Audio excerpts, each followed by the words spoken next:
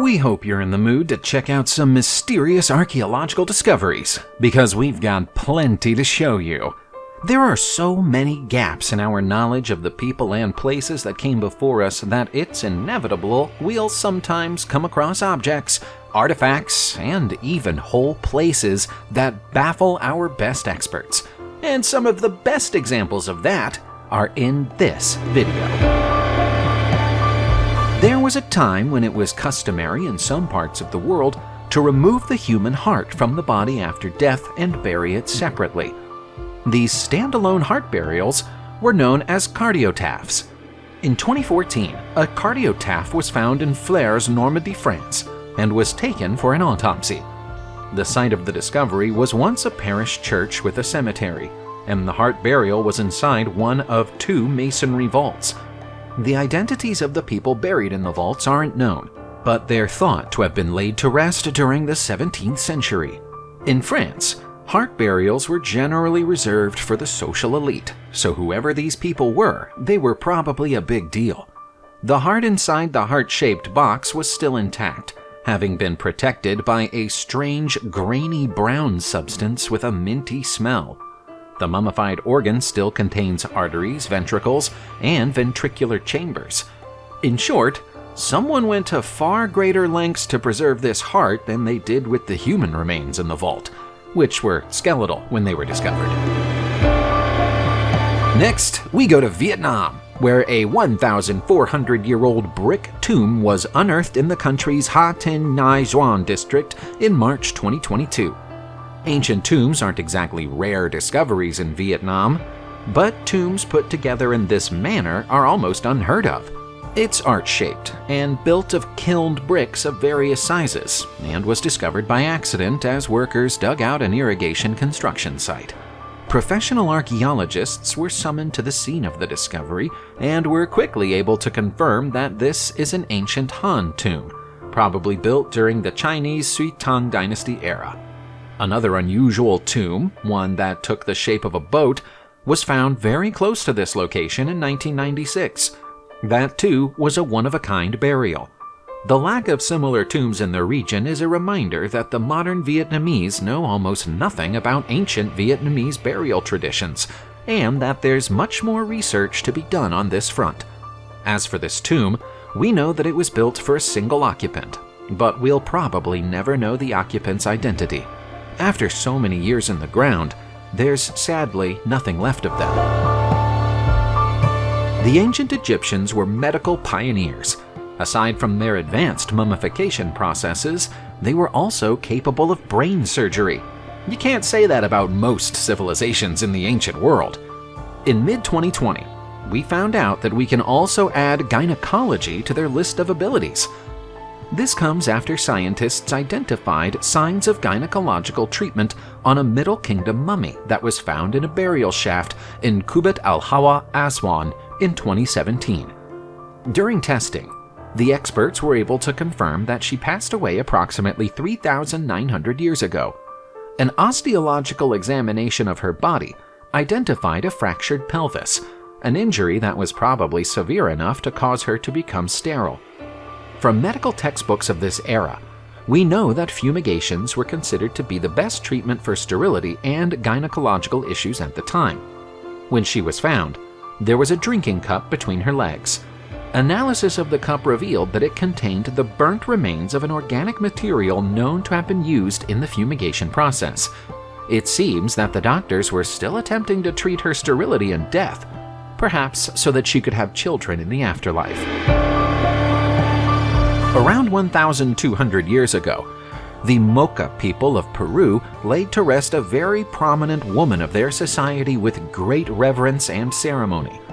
In 2013, her tomb was rediscovered by modern-day archaeologists in the San Jose de Moro region of the country, not far from the Titicaca River. The discovery has changed the way that Peruvian historians think about the roles women played in Mocha society during the 8th century. They don't know the woman's name, but they think she was either a priestess or a queen, and they're not ruling out the possibility that she could have been both. When she was laid to rest, she was buried inside a chamber within which the walls were painted red, and special ceremonial ceramic vessels were placed inside niches in the walls. The bodies of her female attendants were buried with her, along with 5 children. Gruesomely, it's highly likely that the attendants and the children were sacrificed as part of the burial. This is the 8th high-status female to be discovered buried at San Jose de Moro since excavations began there in 1991, indicating that female leaders or high priestesses weren't anomalies among the Mocha. In 2014, the greatest ever collection of Viking Age treasures ever found in the United Kingdom was discovered by chance in Galloway, Scotland. It's now known as the Galloway Horde. Not all of the valuable artifacts that made up the hoard were looking their best when they were pulled out of the ground after such a long burial, so cleaning them up has been a long, slow, delicate process.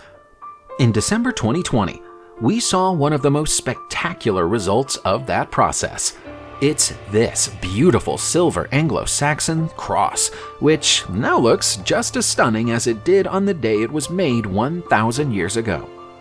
Based on the quality of the piece, archaeologists believe that it was made either for a very high-standing cleric or a member of a royal family. The transformation is incredible when you consider the scuffed orange rust-covered object it was when it came out of the ground.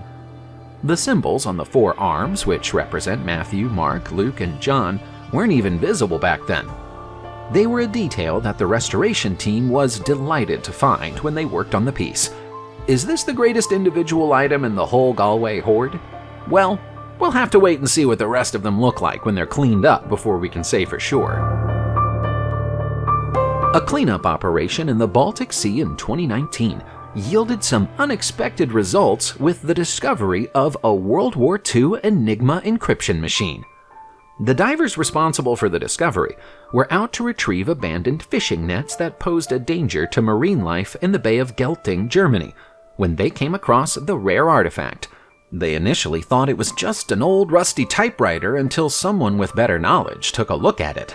The machine was in very poor condition when it was brought back to the surface, but experts still believe they can restore it enough for it to be placed on display in a museum.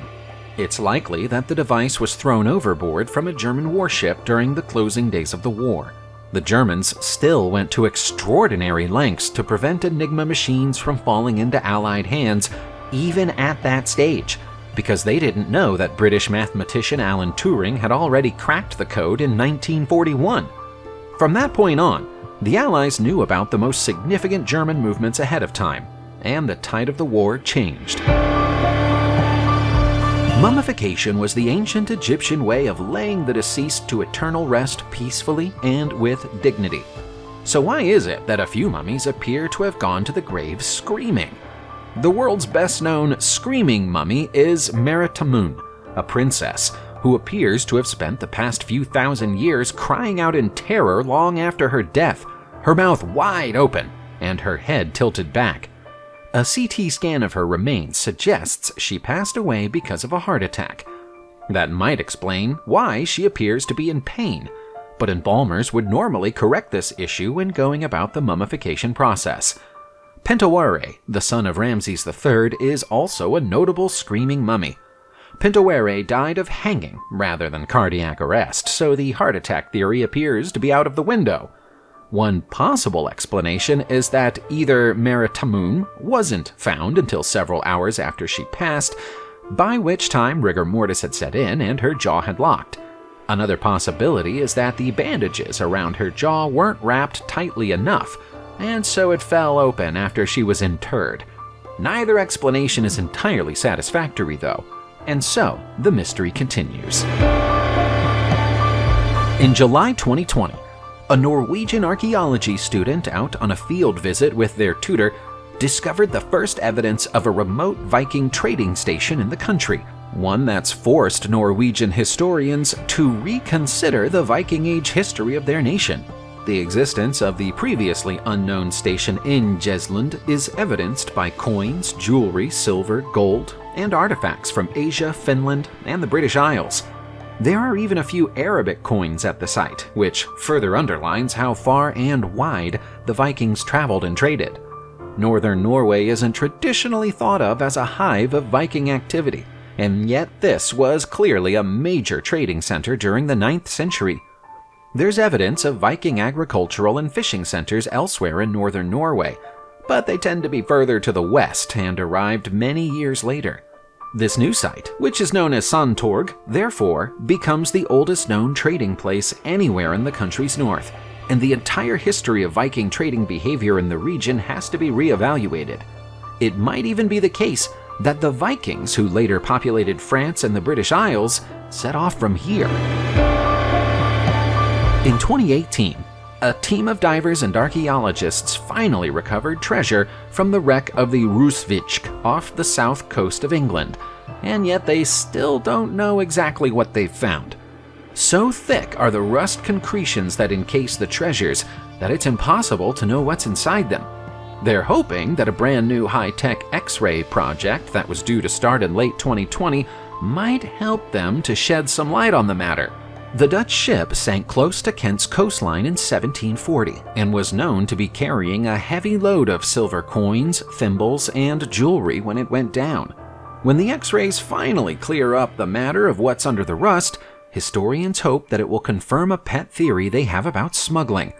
Importing British coins to Batavia, the ship's destination in the East Indies, was illegal at the time of the sinking because it was feared that the currency would destabilize the local economy. Despite that, it's thought that British travelers drilled small holes into their coins and then sewed the coins into their clothing to avoid detection. If the holes show up on the X-rays, the theory will be validated. Still, it's odd that 3 years have passed and we're yet to hear of the outcome. In August 2020, construction workers dug up the market square of Leżajsk in southeast Poland. When they did so, they came across the broken remains of more than 150 Jewish headstones. Experts in Poland think it's highly likely that the headstones were deliberately desecrated by the Nazis during the Second World War, after which they were covered over with asphalt and then forgotten. This is the largest discovery of plundered Matsavot in Polish history. Prior to the commencement of the war, Leżajsk hosted one of the largest Jewish communities in Poland, having been considered an essentially Jewish town since the early 16th century. When the Nazis came to Poland, the town was almost obliterated. Most of the 1,500 people who lived here were taken to the Soviet occupation zone, the Belzec extermination camp, or a local ghetto. Ironically, burying the headstones under sand and asphalt is the reason their original gilding, painted lettering, and reliefs are still in such good condition.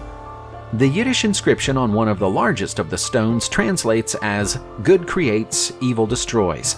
By their fruit you will know them." It seems strangely fitting.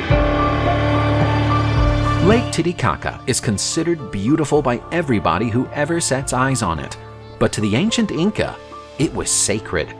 From a practical point of view, it provided them with natural resources, but it also played a crucial role in their mythology. They believed that the godlike couple Manco Capac and Mama Oclo emerged from the island of the sun in the middle of the lake and founded the Inca capital city of Cusco on the edge of the lake as a dedication to that belief. Some scholars even believe that they viewed the whole lake as a deity. 16th century Spanish writers noted that the Inca sailed onto the lake on rafts to drop offerings into the water.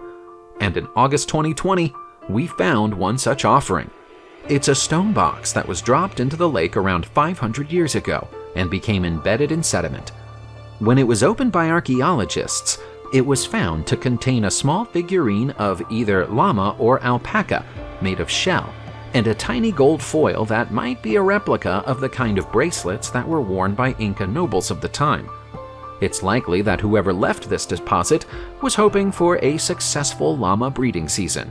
We hope they got their wish!